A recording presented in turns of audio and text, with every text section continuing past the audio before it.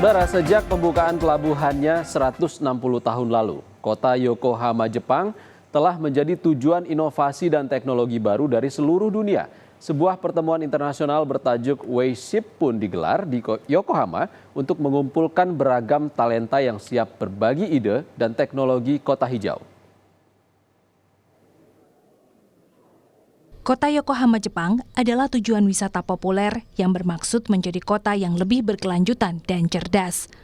Untuk mewujudkan hal itu, Yokohama menyelenggarakan acara global Wayship, sebuah konvensi untuk mempertemukan profesional dan pelaku bisnis yang terlibat dalam transformasi hijau dan isu keberlanjutan dari seluruh Jepang dan dunia.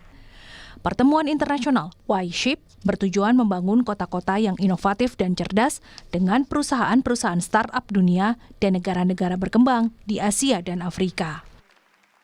Welcome to Yokohama. It is a great honor to welcome all of you.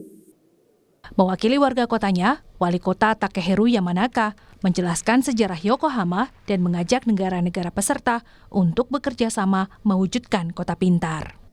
横浜は160年前に開港した時から日本に技術を導入する新しい技術を生み出す街でありました。世界中で大きな都市問題、気候変動、さまざまな新しいイノベーションが必要とされています。世界の仲間たち、先進国、途上国の人たちと一緒に新しいイノベーションを横浜から作り出す、そのことを目的とした国際会議でございます。 Di acara Wayship, berbagai kolaborasi diresmikan. Salah satunya, perusahaan insenerator Jepang mendirikan cabang di Filipina untuk mengembangkan bisnis. 国内外営業しているところなので、もう少し今後のアジアの活動には期待できるかなと思っております。 Peserta dari Filipina mengagumi pencapaian Wayship. It's very different from our city. It's very nice because everything it's you can walk around and it's very pretty.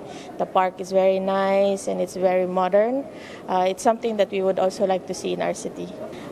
We already established one and we want to build it, make it stronger. 住みよい街、安心して安全に暮らせる街、これがやっぱり非常に大切だと思います。横浜を低炭素な、環境に優しい、そしていろんな人を包み込むような街にすることが必要だと思いますし、そのような街ができれば、世界からもリスペクトをされ、横浜のような街づくりを一緒にやってみたいという仲間が増えるのではないでしょうか。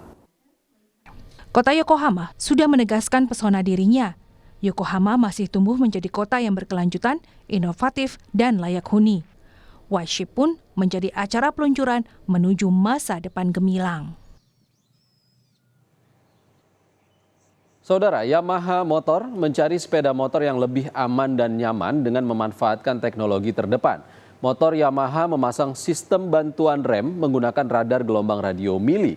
Sistem ini memungkinkan menyelamatkan pengendara untuk menghindari tabrakan.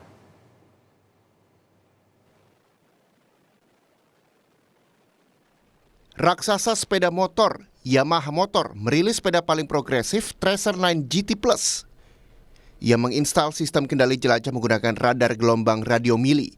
Ini mendukung pengendara untuk menghindari kecelakaan berbahaya ketika mobil lain melakukan pengereman mendadak atau gangguan cepat. 通常オートバイはアクセルをライダーが操作しながら、もしくはブレーキを操作しながら前の車に追従していくと。ライダーが常に操作をずっとし続ける。さらに加えてオートバイはライダー自身がバランスを取りながら走行しています。でそこの部分の一部分をシステムが担うという形になります。結果的にライダーとしては疲労感の低減につながって長距離走行しても疲れずに長い距離走れるようになると。でさらに長い距離走りに行った後にスポーツ走行、ワインディング走行みたいな走行が楽しめると。